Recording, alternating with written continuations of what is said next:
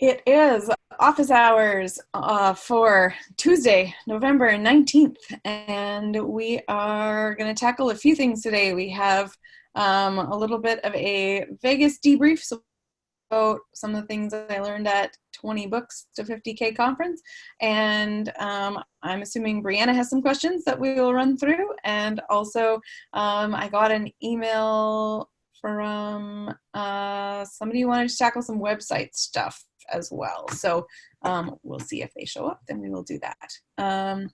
Okay, so, and I think because I'm not 100% sure what questions you guys have, or if there's anything particular you want to know about the conference, maybe we could start with that. Do you have a starting place for prompts or anything you're particularly curious about? Yeah. Yeah. What are they? Several. So Okay, good. I just wanted to know exactly who you met and spoke with, exactly what you said, and exactly was your the top three things that you learned and that we must know. Okay. Well, we probably don't have quite that much time because there was like 5 days and a lot of talking and a lot of people. But I can give you a couple of highlights. Yeah. So I had a great chat with Will Daggis from Findaway Voices, who we've interviewed a couple of times for our YouTube channel before. And so he's always filled with great information. And a couple of the tools that came out of that were Descript, which is this software that you can upload audio to it, and it basically creates transcripts. So the immediate usage of that is for podcasting, and it can do some magical things where it creates a transcript, but then you can actually edit the Word document it gives you, and it will edit the audio to match the Word document so that you don't actually have to go back and do all the audio editing yourself. And you can use that interface, and you can drag in like sound effects and music clips into the words where you want them, and it will overlay that and then export the finished product. And there's another software called Lyrebird, which is currently in beta, and it interfaces with that. And so it will take hours and hours and hours of your voice and any like audio recordings that you have, and it will basically synthesize your voice. So then if you want to add stuff, you can type in things and it will just add in the audio to your podcast. That one you have to apply to be part of the beta. Of course, I sent in an application because I'm super curious about how it all works, which I may regret in 10 years when my voice is being faked on shows or something, but whatever. I think it will be fun, so I'm going to try it anyway, if they say I can. So we'll see what comes back from that beta application. But one of the sort of unintended possible applications is I went to a bunch of sessions on dictation. I was looking at kind of what are ways to A, increase your productivity, B, how can you make sure your body keeps working? Like if you're going to go writing full time, you can't just sit at a desk for 8, 10, 12 hours every day without some serious consequences. And as someone who has had a history with tendonitis and things like that, serving careers have their downside. So, there are some things like that on the physical side. And I figured, if I've got to learn how to dictate, then what are my options? And I also want to be out walking more, but I always feel bad going for long walks in the middle of a work day because it's this thing that I have. And so I was trying to figure out, well, how can I combine these? Like, how can I feel good about getting the exercise, but also still be making some progress on the writing side of things? And so dictation seems like a good option, but I know people have struggled with like Dragon Anywhere. It works pretty good, but when you're like breathing heavily as you walk up a hill or whatever, like it creates a lot of weirdness in there. Actual Dragon, the Mac version is no longer being supported, like the Pro version. The PC version still is, but it works better when there's not a ton of ambient noise and you need a PC, and like there's all these other things that go with that. And so one of the sort of off-book uses that I think might work actually for this Descript program is that if I actually dictate just into my Apple Notes program or whatever, like the voice memos program, And then there's another app actually that I downloaded as well that you can talk right into. It's called Voice Record, and it's like the voice memos, but it gives you a bunch more options for things, and you can set all different levels. So what I'm thinking is that if I can record into this voice record program, it saves your files directly into Dropbox. So then when I get back to my computer, I grab it from Dropbox, I drag it over to the Descript program, which will then write it all out for me in about 60 seconds. So it's apparently got like a 97% accuracy or something from the mechanical AI, and it will go through and remove all the ums and all kinds of stuff like that. So then I could just clean it up in a Word document and bring it back into Scrivener or wherever I actually wanted to have it. So it's a couple of steps, but I think that might actually work really well to get stuff into written form without needing super fancy software. Descript is like only a couple dollars a month. I think that one is less than $10 a month. And the voice memo program, I think it might have cost $4 or something. It wasn't expensive on the iPhone. So Dragon is a few $100s if you get the pro version, and then you need a pretty powerful computer to run it and all kinds of other things where it's super laggy and glitchy.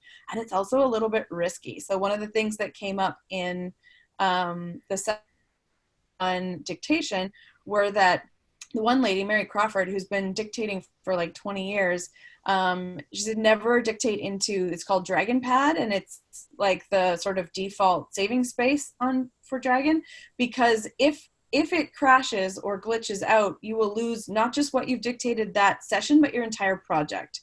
And apparently that's just what happens. And so she said don't ever actually use that directly or you'll sadness. And Dragon does require a lot of juice to run. So that the bugginess and the crashing is something that's apparently quite common. So just something to be aware of if you are experimenting with dictation.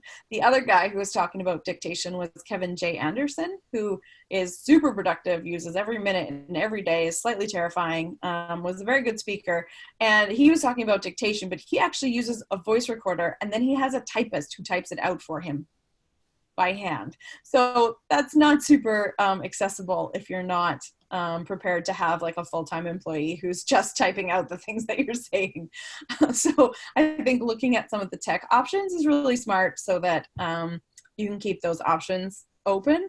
There are a bunch of different programs that are cheap, free, like Word has a dictation option, Google has a dictation option, just native to your computer. There's a lot of options now.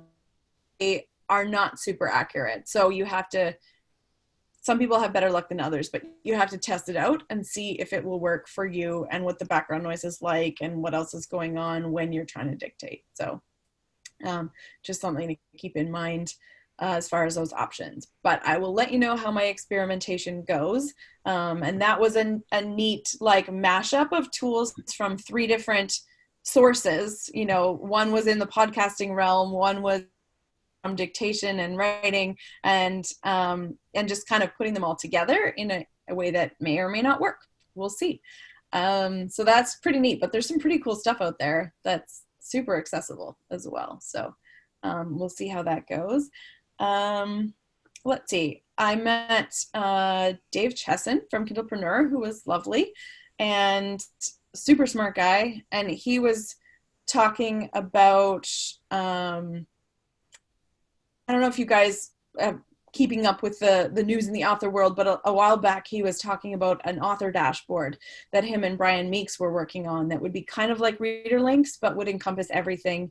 And we've been kind of waiting for that with bated breath because they've been talking about it for a long time, and it would solve a lot of the issues with tracking all the stuff from all the places, right? Because it's really hard to pull reports from everywhere and get a really accurate sense of like in different formats and platforms and how are your ads performing and everything else. And you can manually enter stuff in reader links, but there's no kind of automated way to do any of that. And that's what they were supposedly working on. So we cornered him, and I got a snazzy Rocket t-shirt. So the Publisher Rocket tool, he had a few of those, and also got the inside scoop, which is that tool is not coming because Amazon has changed a bunch of basically interface with Amazon. So they've upped a bunch of things, and it means that it breaks regularly and there's no way for them to stabilize it. And it can't tell when you've been given permission to access someone's information or not. And so it just sees everything as a security attack, and then it shuts it down. So basically that tool is never coming. We need to look for other options. If a system isn't working, or if reader links can't do what we want, then we need to just create something that will work for themselves. So that is very useful information to have, because we will stop waiting and start looking actively for a system that does do all the bits that are needed. So that was really interesting. Let's see, what else? I met a ton of people. I met Damon Courtney, who's the founder of BookFunnel. I met Kinga Gentetics from Publish Drive and chatted with her and her developer. And they were very cool. They're looking for like any feedback on, what could improve the platform, what kinds of things are authors looking for help. They're super responsive. They've got a couple of programs in beta. They're looking at audio and print right now. So that will be interesting to watch over the next, 6 months to a year. There's a whole bunch of really cool kind of testing programs that are happening. BookFunnel is now delivering audio snippets, like to 2.5 hours of audio where you can deliver direct to customers, which means if you are doing shorter audio, like novella length or whatever, that you could actually sell direct to your customers and deliver audio. Or if you want to build your audio newsletter and use an auditory cookie, then you can have an audiobook cookie that you're delivering through BookFunnel. So I'm going to switch over to that, because I had kind of cobbled together something using my website, a landing page on my website, using the Find Away Voices app, but I wanted to be able to deliver something directly for people to listen to on whatever platform they want. So now that exists, which is really exciting. And there's lots of stuff apparently coming soon with that as well that we don't get details about yet. But that was really interesting. Yeah, met the newsletter ninja. Her new book is coming. She's almost done. It's just about ready. And really, it was like I met the head of Reedsy, Ricardo Lafayette. Yeah, so we're submitting a strategic series author course to Reedsy, which will be one of the little mini free things that people can access. So that will be fun.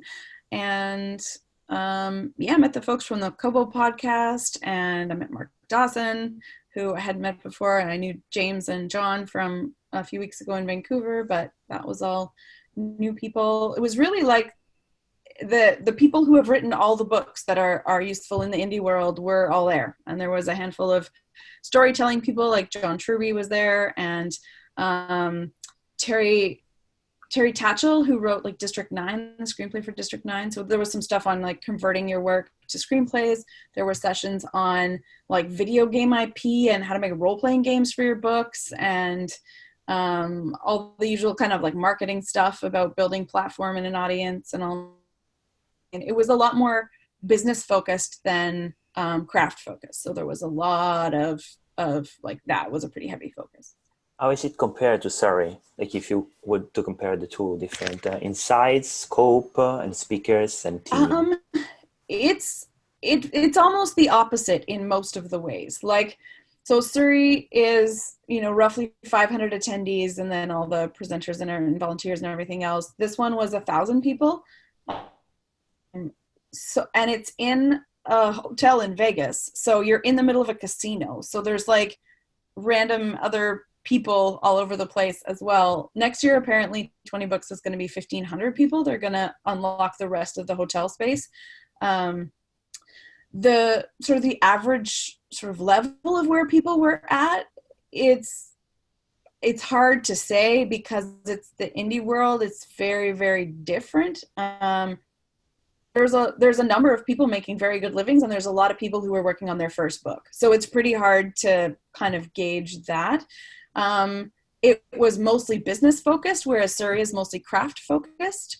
They don't pay the presenters or anything at 20Books, and they don't cover costs. You pay for yourself to get there, and then you're just volunteering your time. So, they have a very high caliber of presenters for the most part, but it's it is very different focus. So there's more from companies who have tools that they want you to use and things like that. So whereas Surrey, you'll usually have an author who's saying what they've found to be the most helpful tools. Here it was the people who made the tools kind of competing. So you'd have 3 or 4 audiobook companies, and you know, they're all kind of explaining why theirs is the best way to go, right? So that's really different. You're sort of filtering all of that. And yeah, there were other indie authors. There were indie authors who were presenting as well as the companies, and there was multiple tracks at any given time. So I've only heard like a third of the sessions, but they recorded everything, so you can go back and listen after. And Crystal, what were the sort of tracks that they did? Oh, it wasn't a track like that. It was that there were 3 rooms going simultaneously. Oh, so okay. It wasn't like you pick the business track or you pick the whatever. It was more just that there were 3 sets of workshops happening simultaneously always. Which I don't know, those are never my favorite, but you know, it's interesting. You get multiple perspectives, but it's very hit or miss depending on who's on it and what questions are asked by the audience, and so it can kind of wander in any given direction. But I'm curious to watch the rest of the sessions now that it's over. And if you're not going specifically for the networking, I would highly recommend there's multiple tiers of passes, so you can actually buy a pass that lets you just watch the which is not a bad way to go. And then you're not in the smoke, but you're also not doing the networking. So if your goal is to meet people and like ask questions that you meet with people that you wouldn't normally have access to, then that is a great way to do it. There were a lot of like genre drinks events, and like Self-Publishing Show and Readsy co-hosted a drinks thing where they, you know, basically it's just an open bar and you go and hang out and talk to people. So there was lots of stuff like that going on, which was really interesting and fun. And, you know, you get to kind of hang with all the people that you hear on the podcasts. So that was fun. It's definitely the kind of thing where you need a couple weeks to like synthesize everything that you've heard. And there's a really heavy focus on volume productivity in a lot of cases. There were a couple of sessions that were on like, how can you make a living with 1 book a year, you know, and I heard that one was very good. So I'm curious to go back and listen to that one. But yeah, all of the information, it's like drinking from a fire hose, basically. The earliest session started at 6 a.m. and the latest one started at 10 at night. So, you know, you kind of had to choose your own breaks, and you had to figure out when you were going to step out of that stream, and how much peopling you could handle and how much smoke you could handle. And, you know, at some point you had to eat. So there was a certain amount of just like kind of building your own conference. Which hotel was it? It's at Samstown, which is like this super old school, like it's out in the middle of nowhere. It's not in Old Vegas and it's not on the Strip. It's just its own little thing in kind of a skeezy hood, to be honest. So they were like, you should not wander too far from the hotel and like don't leave after dark. But it's basically where the locals kind of gamble and hang out. So it's not a super tour, but the beds were comfy and it had a really nice like atrium with a little bar in the middle and these like lush plants and this like laser waterfall show with animatronic animals that kind of come alive every couple hours. So was Joanna Penn there? No, Joanna Penn was not at this one. I think she's at NINC though usually. So I would say if you're looking at a conference to go to, most of these same people go to NINC, but the people who attend NINC, you have 3 books published before you can even apply to be part of NINC. And so it's just sort of the next level up in terms of like depth of presentations. I think the stuff that they cover, because they're not trying to make sure that it's accessible to everybody in the same way. They know if you're there, you have at least a few books out. So how many books did you say? Oh, sorry.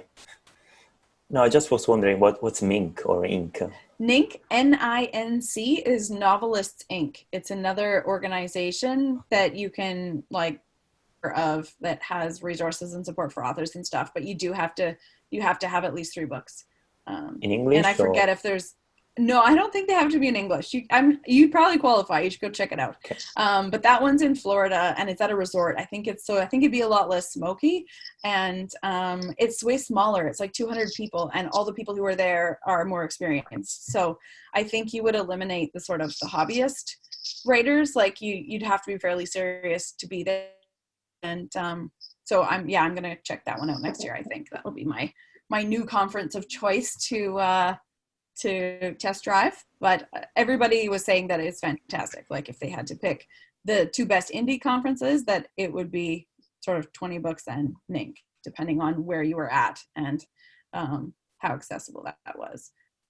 The SPF one is just, there's a SPF conference that they're doing in London this year, but this is the first year, so nobody, they don't know what it'll be like. So.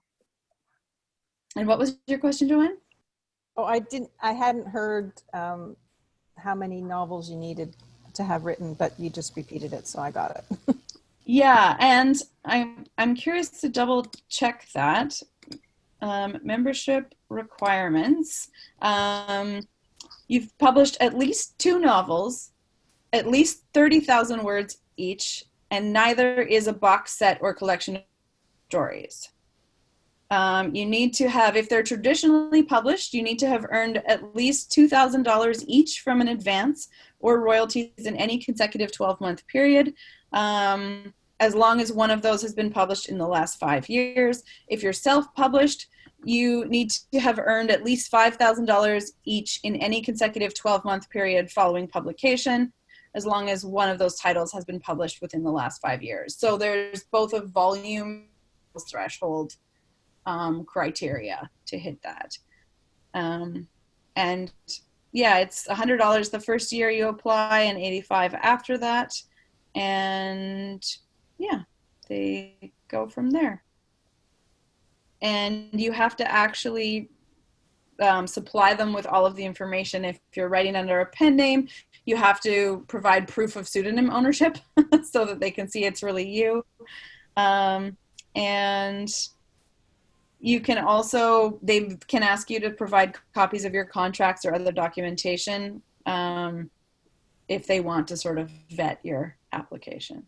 So yeah, there's a whole page of criteria and requirements. I believe you can also, if you don't go in person, you can still access a lot of the conference content online. So I think like if you did join, you can access the previous year's stuff as well. Yeah. So there you go. It's one of those like, do we check all the boxes and then off we go. But it's a good goal to shoot for too. If you don't quite qualify yet and you know that that's where you want to be, then you can set it as a, okay, if I want to register for the conference in, I don't know if it's January or February, then I got to get to this point by then. Which is good to know. Okay, any other questions on Vegas? Then we'll tackle some people's questions. Yeah. Bye, Mikhail. Okay, so Brianna, I'm assuming you have questions. Yeah, I have a few. Yeah. Just working on getting the freebie book out still. So hoping that's going to happen in the next week or two.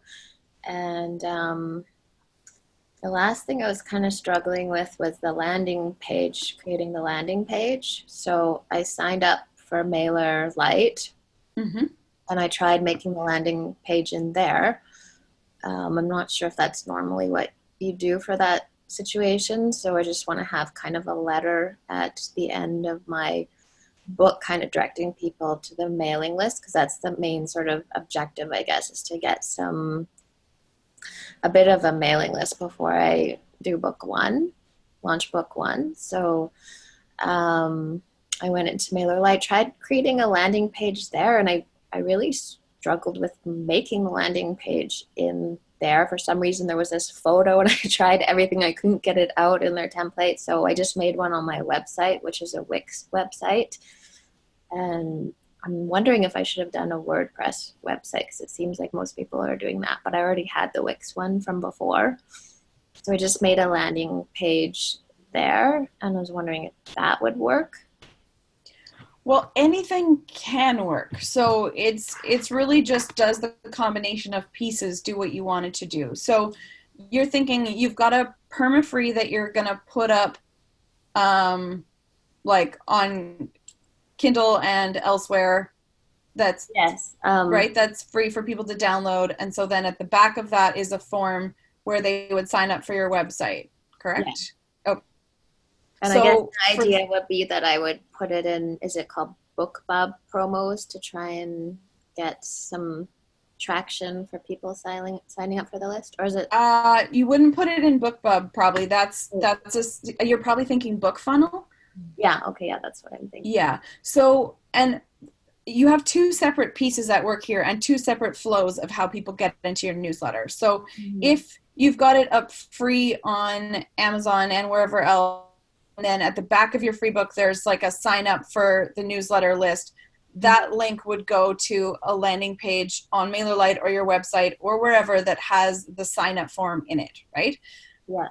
If you are doing a book funnel promo, the landing page is a book funnel landing page that you create, and it delivers the book right to them. So you would actually be using your free book.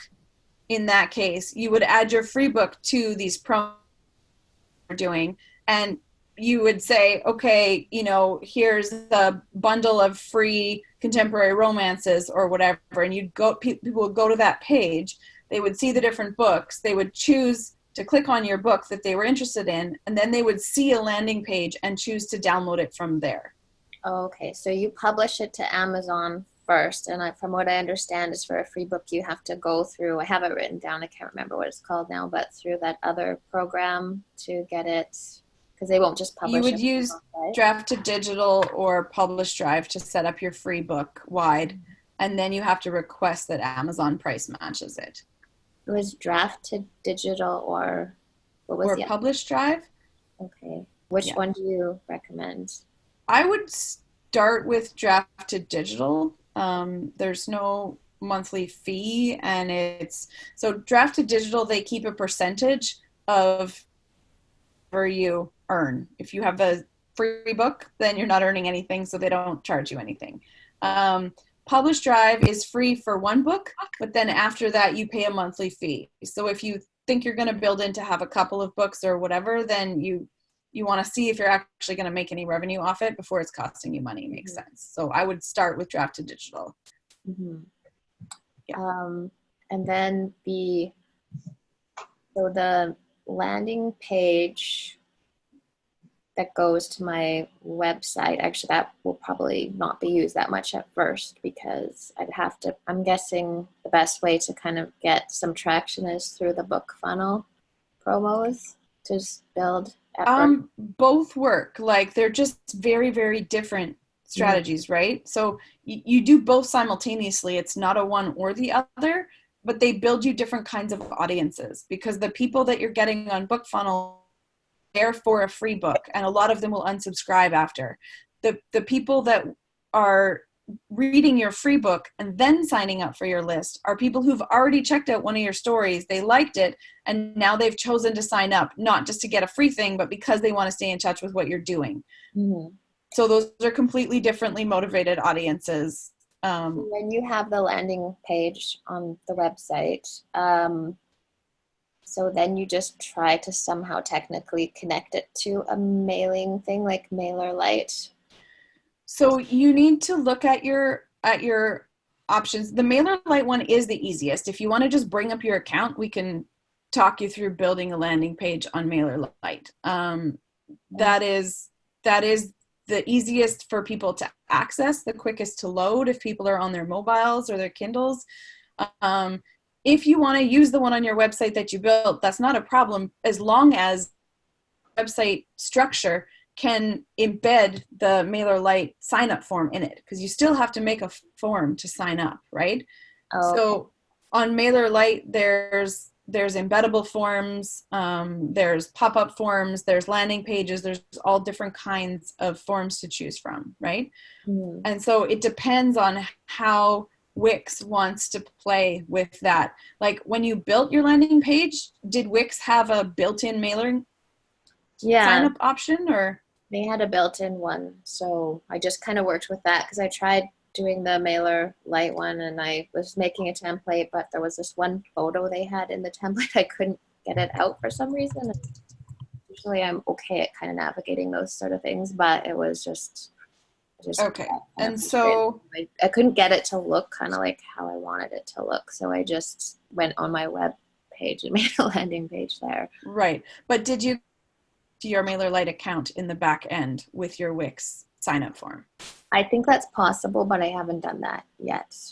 Okay, that's the part you have to do or it doesn't work. So you'll want to tackle that next is just going into Wix. And if you're having trouble, both Wix and MailerLite are invested in helping you make that work. So if you run into trouble with connecting it, like you'll have to authenticate your domain and do a few other things with MailerLite to connect those pieces. So you want to reach out to either the MailerLite folks or the Wix folks or both, depending on what you're trying to accomplish, right? So you can absolutely have your landing page on your website that's connected from the back of your freebie. People go there, they put in their name, and then you want them to be added to your MailerLite list. So you just have to do that last step of connecting Wix But you sign think up form. there was a benefit to doing it directly through MailerLite, or? If you do it directly through MailerLite, your website doesn't have to load in order for people to sign up. Like sometimes on mobile, they're not super fast. And so you can test it. If you test it on your phone and it's working great and, you know, then that's not a problem. You can do that. So lots of people do it that way and lots of people do it with their website one. It doesn't have to be one way or the other.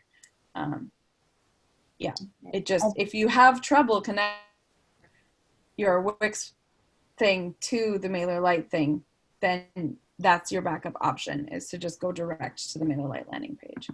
Okay. And then for the freebie, you can publish that wide even if you want like book 1, 2, and 3 to be on Kindle Unlimited. As long as so if you publish your freebie, which I'm assuming is book 0, like it's a prequel or it's not actually book 1, right? Well, I wasn't sure to call it book 0 or 1. I was thinking it'd be book 0, but it could kind of be book 1 because it does come in first in order in a way. Okay. It doesn't actually matter which you call it. It only matters that if the first one is free, it is not in Kindle Unlimited. So as long as the first book is free, it's wide, you know, it's all over everywhere and for $0, then the next books can all be in Kindle Unlimited. You don't have to put all of them the same. You only have to go wide with the first one because that's the only way to get it free. Yeah. Okay. So I probably do kind of wide with book 0 and then do the rest in unlimited. But my books are all around 80,000 words. Would you say that's long enough for Kindle Unlimited? Oh, yeah. Okay. Yeah. I wasn't sure if it was better if they were 90 or because I read that the longer was kind of better. Well, it is, but longer, like anything more than about 40 or 50,000 words, it's worth your while to be in there. Like 80 plus is the sweet spot for Kindle Unlimited, but you're fine. Yeah. Okay. Yeah. And then is there anything you have to do for copyright? I'm thinking you just have to cut and paste that sort of blurb in the front of the book, or?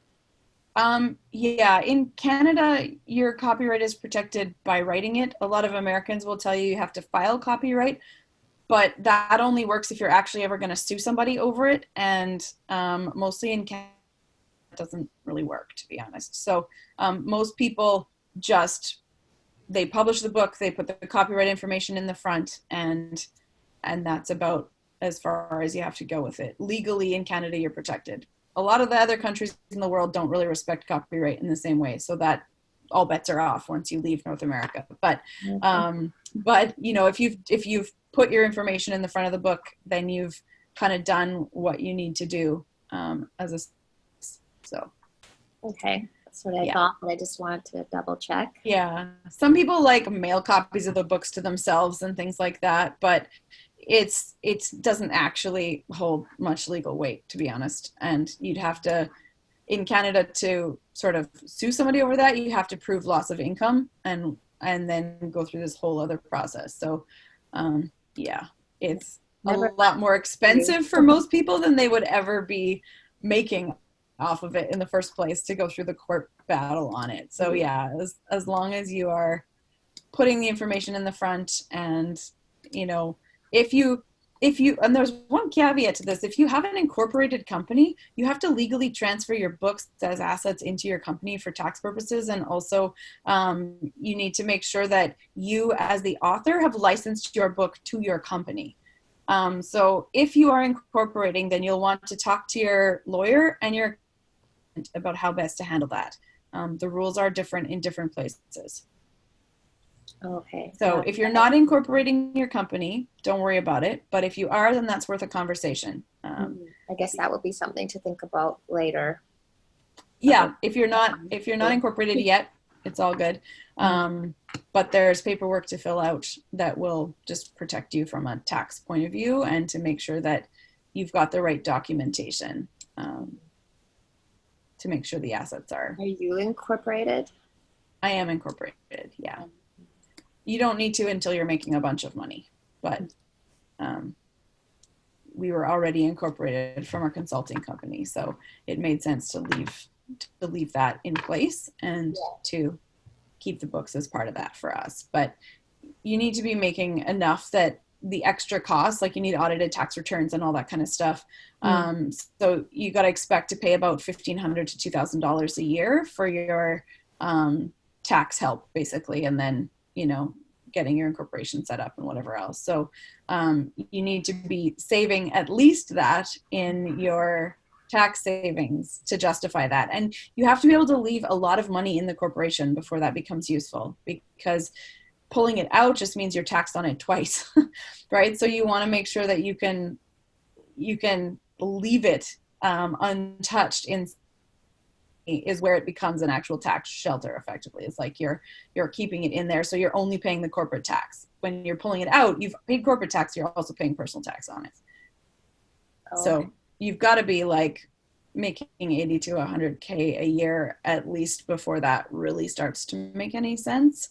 But again, your own accountant will know your financial situation and know what makes sense, because it's income from multiple sources, not just your royalties, that becomes relevant in that situation. You have to get their input. They will know how your tax setup is working and what makes sense. And if you're married, your partner's income falls into that equation as well. And there's lots of things to think about. So ask professionals would be my advice. They're there for a reason. They went to school for a long time. Okay, next question. I don't think I have any more. I'm not sure if you did want to pull up that MailerLite thing, but I'd have to go and find the password for it. Okay. Well, why don't you go and find it, Okay. and then we'll answer any other questions in the meantime, and then we can pull it up and just walk through creating a landing page in MailerLite, and that'll be great. Marianne, what's your MailerLite question?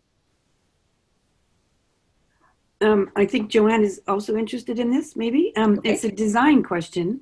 I think, Joanne, you were saying that you heard Crystal say before, so I'm just looking for clarification, that if you use templates, there are formatting issues on different devices, that it's optimized for mobile, but then, so when I get a copy of my own newsletter, everything looks right, but it's not centered in the screen. It's sort of off to the side. And and Joanne said that you had advised not using templates, using the other thing, and so I don't have a clue how to set that up or change what I've got so that it looks better. Yeah, so okay, so the template versus rich text emails thing is there's a few different factors to weigh.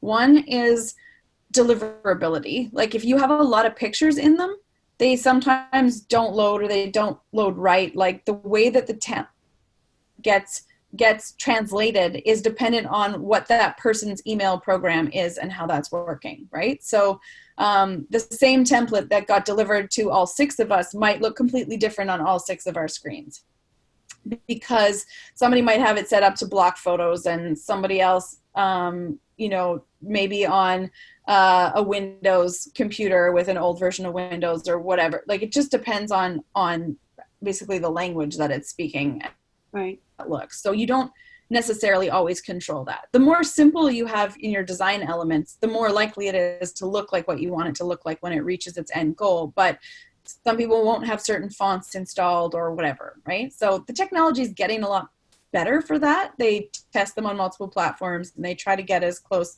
as possible. But that doesn't change the deliverability. So if you have a really image heavy template, it may or may actually make it into somebody's inbox. It also gets flagged as a newsletter or promotion easier when it is using one of the templates. I found my deliverability was way higher when I was just writing an email to people, even when I inserted an image. So I was using just the plain text editor, and then inserting an image or a link where I wanted it. And then I found a lot more of those were people's email boxes, and a lot more of them were getting opened and read because people were, it feels like a personal email, right? It doesn't feel like a newsletter from a company or whatever. But if you, I guess I just don't understand what to do in MailerLite. Okay. Can you bust open your MailerLite account? Is that a possibility? Yeah. I'm on my laptop today because I spilled the latte on the keyboard of my iMac yesterday. Oh, no. And it does not work anymore.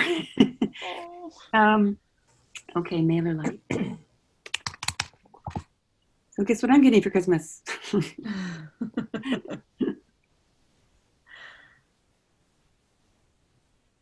It's actually not mine, it's my son, so eek. So, right. Campaigns and share.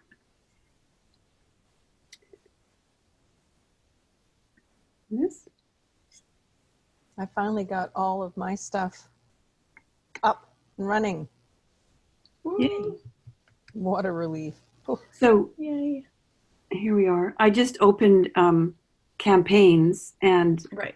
I have these couple of draft templates, and this is what I use. I open this thing, and then I copy it, and then I modify it, but it always starts off kind of the same. Right. And it's not fancy, but I do drag images. I do try to break up my text with images, maybe more than I should. But partly it's because I write too long, so I always think I have to jazz it up, you know? Yeah. So I'll show you how to make a plain text one, and then you can kind of decide if that seems like something you want to try or not try. And you can always split test. You can create one that's plain text and send it to half your people, and one that's templated and send it to the other half, and then see what kind of open you get. If you go click on Create Campaign, the big orange one at the top right. Oh, okay. Which might be behind our faces, depending on your setup. No, fine. Okay. And then you can just put like a test subject, testing plain text or whatever. Okay. And then click on Next down at the bottom.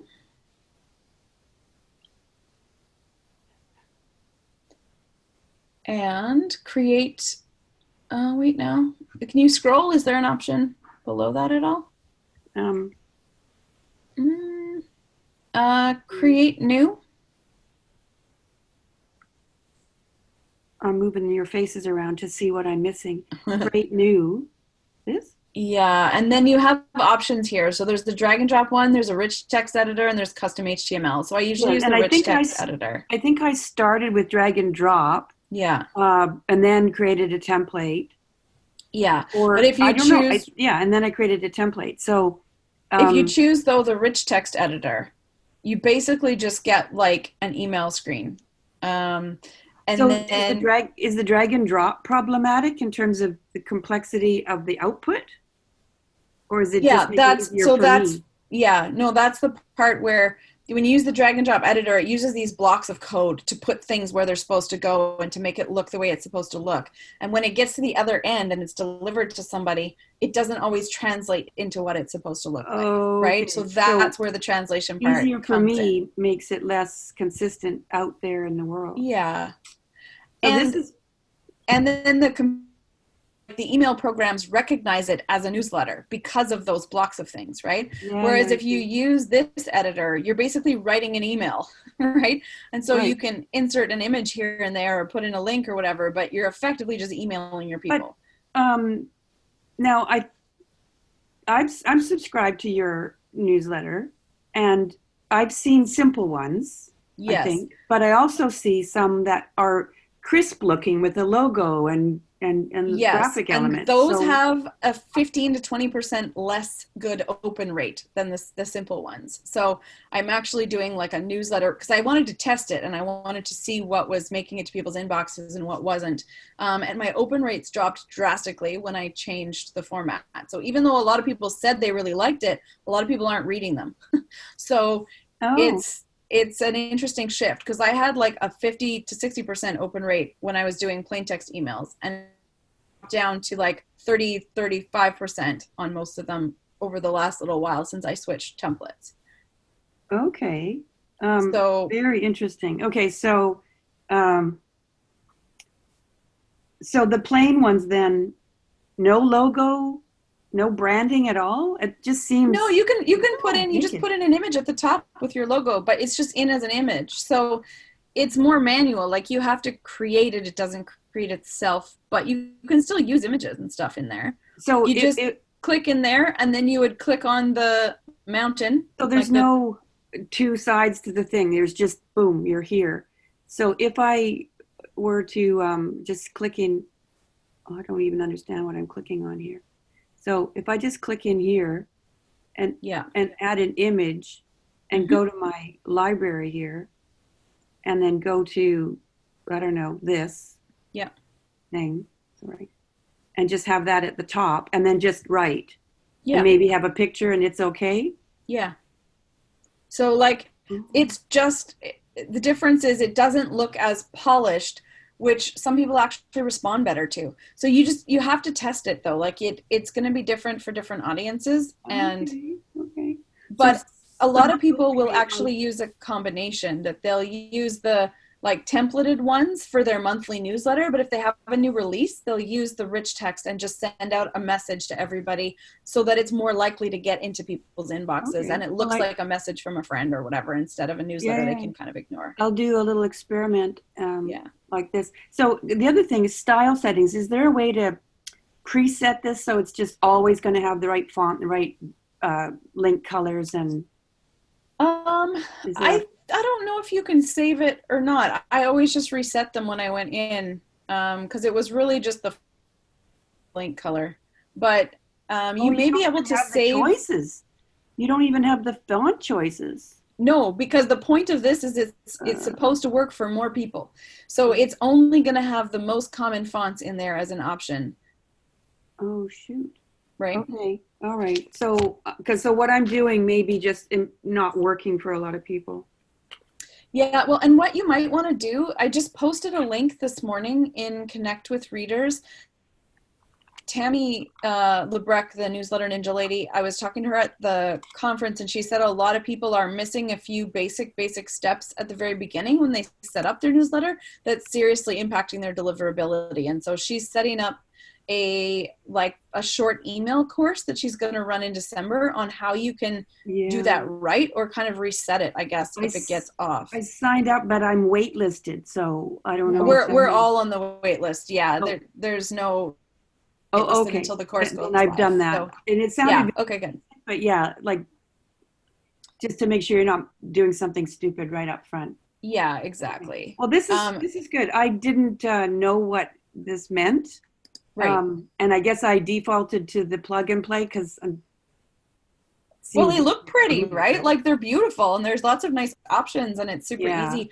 But I found people replied more when I was sending it like this mode, and they clicked on links more in this mode. Like it just, the interaction was just higher. So Okay. Well, I'm going to try a couple like this and see if my open rate increases. Yeah. It's worth an experiment anyway. And, yeah, but at least like I know that I can still have a kind of a header and an image if I want, but just try to keep it simple. Because I think I probably over format because I get all designery in the back end if I've got a plug and play toy, right? Yeah. Yeah. Okay. And then if it's too complex and it gets scrambly, it looks really scrambly. So, yeah. Ooh, okay. So I'm getting unsubscribes because people are getting something horrible looking, or they can't open it or read it, or just because it's one more newsletter, right? Like, and that I think was the other difference with the two is one feels like an email, one letter, and so people are a lot less likely to unsubscribe from what feels like an email versus sort of a mass mail I guess newsletter. I've seen emails coming in that look pretty fancy, pretty formatted. So I guess I was trying to emulate that. Well, and there are those. There's both ways, right? And I have about a 50-50 split on the authors that I follow of which ones are using which. But I open and interact and whatever, and so it depends on like what people's spam filters are set at, and it depends on your ranking in terms of the health of your email list. And if you keep things nice and purged and whatever, then it's a lot easier for it to get delivered. One of the things Tammy suggested was if you have had a super inactive list, or your list has been sitting for a long time, and you're finding your deliverability is going way down, that you can the email address it's coming from. So instead of maclarkscott@whatever.com, you could change it to maclark@whatever.com, and that the changing that email address that it's coming from would actually help boost that deliverability again, because it would have a fresh kind of go past the filters. Yeah. So I don't know if that works or not. We shall see. Well, I think I'll only change one thing at a time. Yes, definitely only at a time, or you don't know what works. It's like grade 9 science class. They were onto something with the whole controlled experiment, right? So definitely all of our Science 9 principles apply here. Just change one thing. Document your process. Like actually check your results. Look at what changed and how. Yeah. Well, kind of say I'm an art student. Did that make sense to you, Joanne, too? Oh, it did, yeah. Luckily, I hadn't set it up yet, so I just listened to all of Crystal's MailerLite recordings and picked up on that, and just went with that. All my automations are, I haven't done actually any newsletters. I've just done automations for all of the points where people come into my newsletter, and that's all in rich text. What about automations? Should that be a more formatted newslettery kind of thing, or that's a good point that Joanne brings up, is you can have your welcome onboarding sequence in plain text, and then once you've trained their email program to let your emails through and that they actually want to get emails from you, then if you send a newslettery one, it's way more likely to actually get through.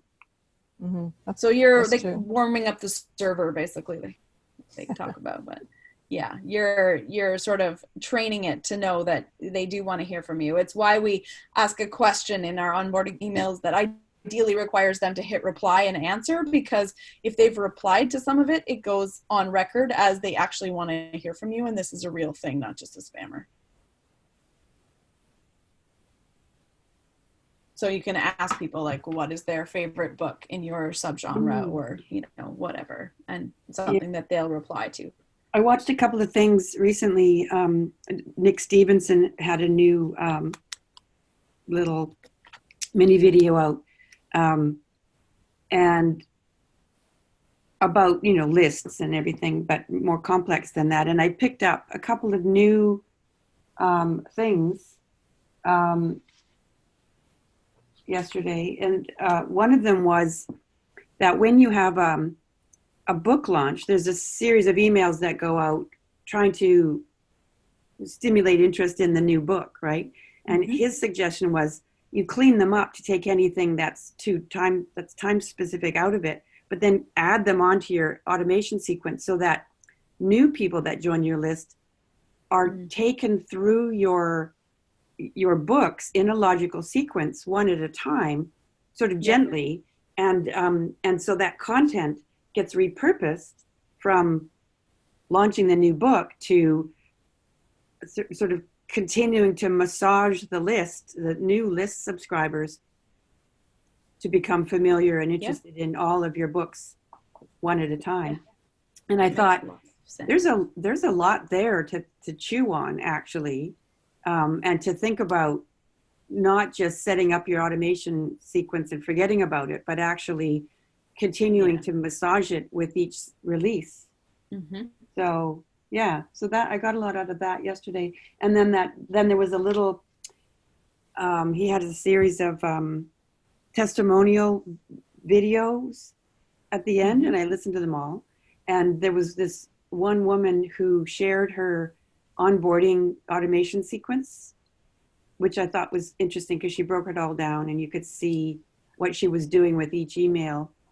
And she made a point of ending every single email with a kind of a personal question to try and engage the readers and get them to reply somehow with information. Instead of saying, hey, I want to get to know you, click here and go do this Google survey. Just stretch it out in a series of personal questions. And, you can still, you don't exactly get data, but you can still compile you get to that. know the people on your list, which is good. Yeah. And you do find out who actually replies, which is nice. Yeah. So there's a whole lot more thought to give to engaging and getting the most out of your list than it's one thing to put a newsletter out every couple of weeks or every month, but you could do a lot more with it. Like he says, you've got a captive audience. Don't neglect them, because everything that you send them is like an ad on Facebook or Amazon, except it's free. So why not put your energy and your effort and your creativity into that? For sure. Jenny? What is your thought about frequency? Because like every time you go buy something online, then you start getting like daily emails from those places, and I like unsubscribe because it makes me crazy. So like, what is the frequency of your newsletters so that you don't annoy people into unsubscribing? So this was one of the things that came up repeatedly in the newsletter sessions at the conference. There is no actual right answer, as are upfront about what it's going to be, and then you stick with that. Then you'll remove everybody who doesn't want that frequency. So if you say it's going to be monthly, then it better be monthly. If you say it's going to be weekly, then it better be weekly. And so you just have to pick and stick. I mean, I wouldn't do daily for sure. That's a bit much. My best success was weekly, but I always had something to share because there was a lot going on. So, and that kept the open rates up high. But it was like, I was sharing, it wasn't all about me. I was sharing like, oh, here's a great book I just read that's like a fun hometown holiday romance that I thought y'all might like here you go.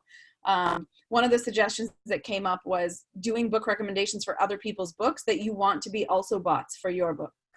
So if there's another author who has a comparable title or something, you want Amazon to be aware that your book is like that book, then you watch for a sale on it or just recommend it or whatever, and suggest that people might like it if it's in the same vein as yours, and that is multiply useful. You're being generous about someone else's stuff, so that author may also look favorably on that. You are building your also bots, and you're also doing something for your readers that's not about you. So there's ways to do that. An extra thing idea that I got from Nick's video had to do with the launch and building anticipation around your book. And I'm always scrambling for pre-launch bonus ideas.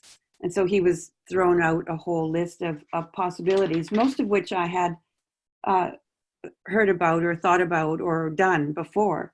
But this one was new to me, and it's relatively easy. And I thought it's actually brilliant, which is that you partner with another author or group of them, and you arrange to give a link to a free copy of their book only during either your launch week or your pre-sale period, however you want to manage that. And so they're getting free promotion like they would through BookFunnel or through a book blog, to your list. And then they do the same when they're launching to their list with your book, your free book. Right. It doesn't cost anything. You just have to create a special BookFunnel link, share it with each. I mean, it's really straightforward. Yeah. And you can hand pick partner authors that are appropriate to your readership and genre niche and all that stuff. And it never occurred to me to do that as a pre-sale bonus. So now I'm like, oh, there's so much possibility here. Yeah. And then you actually can reach out to other authors that are maybe in a similar tier to you and offer that. Like you're actually giving them something while you're giving your buyers something. So it's win-win. Win-win-win. Anyway, I got excited about that idea. Nice. Excellent. Okay, I'm noticing the time. We're 5 minutes past. Brianna, are you back? Did you manage to get your MailerLite open? Yes, I got it open. Okay. If we want to stay for a couple more minutes, I can make that happen. Just share your screen and then we'll walk through the landing page thing. Okay.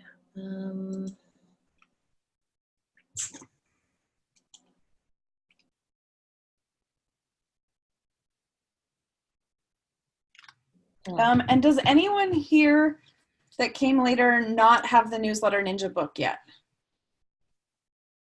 Do I press whiteboard to share? Nope, there should be a share. When you mouse over all the pictures, there should be a green square that says share. It has a little like arrow underneath it. And then you should choose.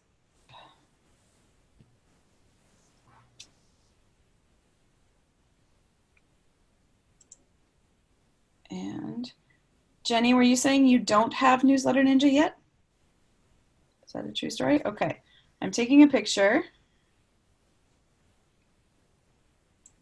I'm going to send it to you. And it has a code in it. You can get a free download. She gave me a few coupons at the conference. So,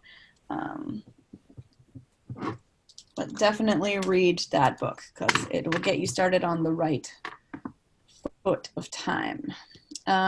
Okay. Did you hit the start sharing button? I did, but it just... I think you may have to turn on your video though, because otherwise it doesn't have a feed to send through. So just now my screen didn't come up? No, you have to turn on the video or it can't send it through the feed. It went away. Okay. Yeah, I don't think it'll stick.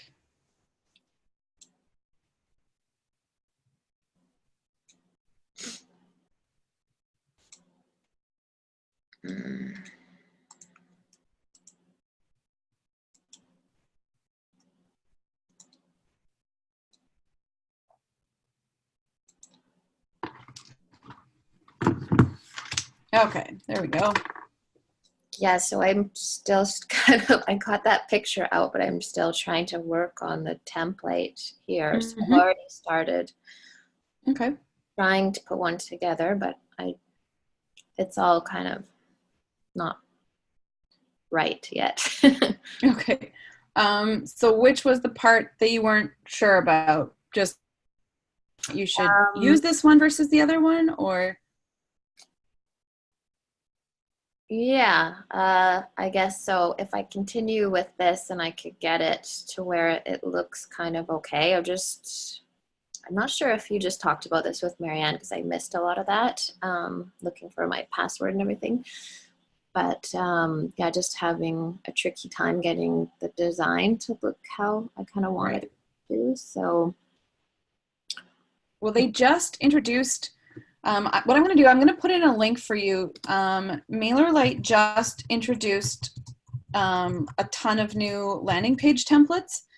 So I would recommend if you start with one of those, it gives you kind of a head start in terms of making it be your thing. And they are having a webinar tomorrow on how you do that, how you use the new landing page builder and how you kind of level up your landing pages for MailerLite.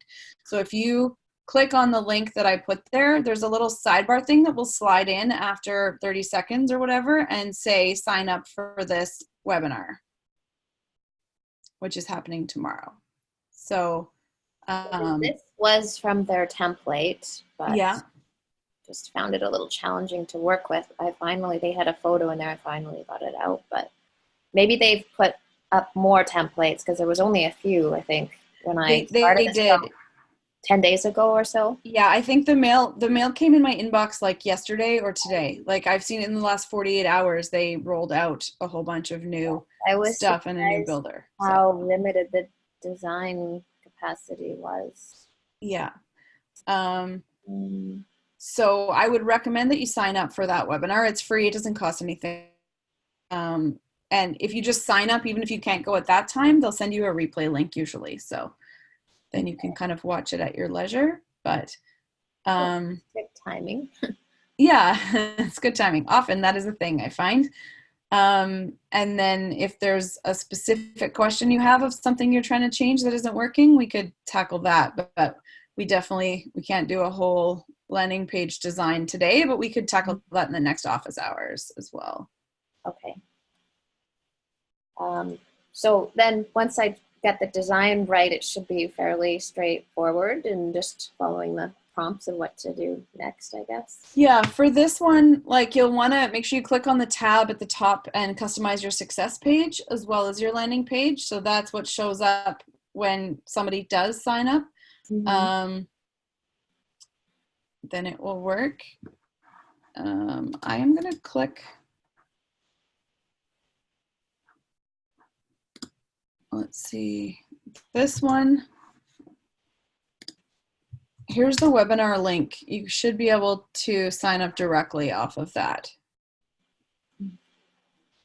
I just added it to the chat. So okay, thank you. And yeah, if you register for that, that's a good starting. And then they'll show you generally how to do apparently surveys and quizzes of linking. They have something called an anchor block, which is new. And they're doing some split testing stuff and then publishing features, and they have a Q&A after as well, so you can definitely take advantage of that if you have specific questions. Okay, I am signing up as well.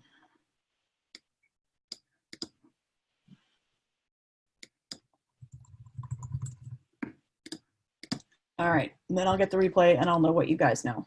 And that will be helpful.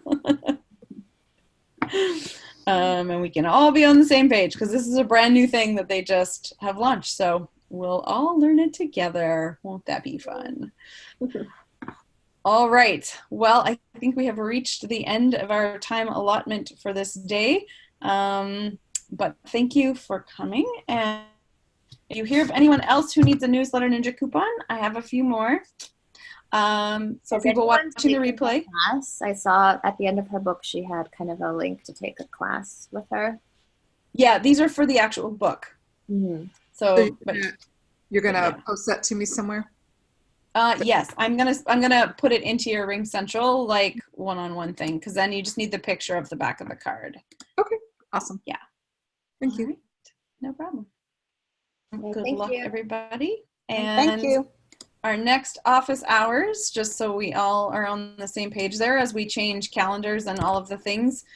Right now, our next office hours is same next week on the 28th is next week, right? Thursday evening at 7. Wait. Americans, that's our Thanksgiving. Oh, well, that's when it's set for. Yeah, that being said, apparently the fire alarms are also being tested that night at our house. So that might, maybe I'm going to tell you right now, we're going to move to Tuesday the 26th. Instead of the Thursday night, we'll do it at this time slot. I'm going to move it on the calendar right now, but then that way there will be no alarms and no American Thanksgiving. Thank you. I have questions. I think everyone will be happier that way because there will not be fire alarms going off in the background the entire hour. That will be very distracting and frustrating. So, okay. So Tuesday, 11 a.m., bring your questions. We will power through as much website stuff as we can do, and then we will talk about what we learned in our MailerLite tutorials. Yeah, my questions are quick. I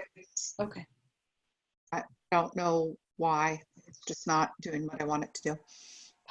Okay. And you may end up telling me to go back to the other theme and how to do what I figured out how to do in this theme because I couldn't figure it out in the other theme. But I don't like some themes as well as elegant themes, so I don't know. Right. Experimental learning. It's a thing.